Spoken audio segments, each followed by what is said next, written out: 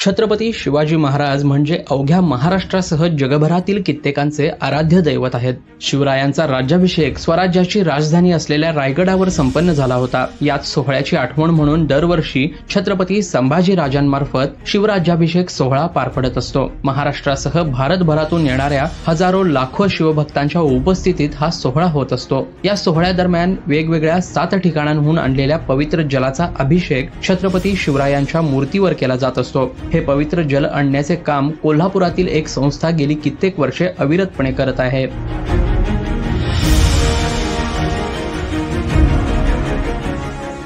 मोहिमेची सुरुवात जलसंकलनाची 2012 साली करण्यात आली।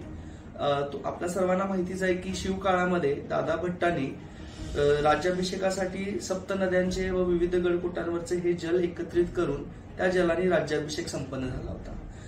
त्याच धर्तीवरती आम्ही ही संकल्पना घेऊन छत्रपती संभाजीराजे यांना 2012 साली त्यांना ही सांगितलं की कोल्हापूर हायकर्सची टीम ही शिवकार्य करण्यासाठी आपल्या राज्याभिषेक सोहळ्यासाठी जो काही जल लागणार आहे त्याची पूर्ण जबाबदारी आम्ही घेऊन हे जल तुम्हाला आम्ही विविध गडकोटांवरून सप्त पवित्र नद्यांवरून व भारतातील छत्रपती शिवाजी महाराज यांच्या पदस्पर्शाने पावन झालेले जे ठिकाणं आहेत अशा ठिकाणावरून हे जल आम्ही तुम्हाला आणून देऊ। तर तो छत्रपती संभाजीराजांनी आमच्यावर विश्वास ठेवला आणि आम्हाला ही संधी दिली, याबद्दल त्यांचे खूप मनापासून आभार।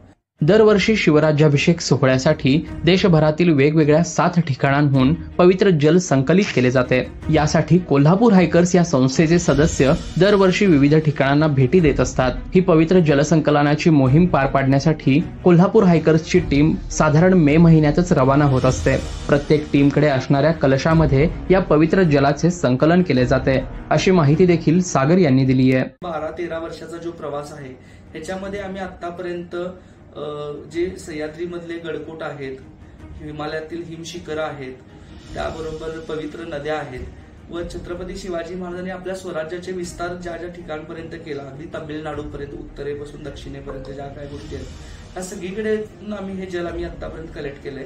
तर 350वा राज्याभिषेक दिन ह्या निमित्त आम्ही यावर्षी विशेष म्हणजे तुम्हाला माहिती आहे की छत्रपती शिवाजी राजेंनी जे तोरणा किल्ल्याला पहिलं किल्ला घेऊन तो तोरण बांधला आणि स्वराज्य स्थापित केलं, तर त्या अशा तोरणा किल्ल्यावरून हे जल आणण्यात आले। बुदरगड आहे, रांगणा आहे, मोनी महाराजांचं समाधी स्थळ आहे।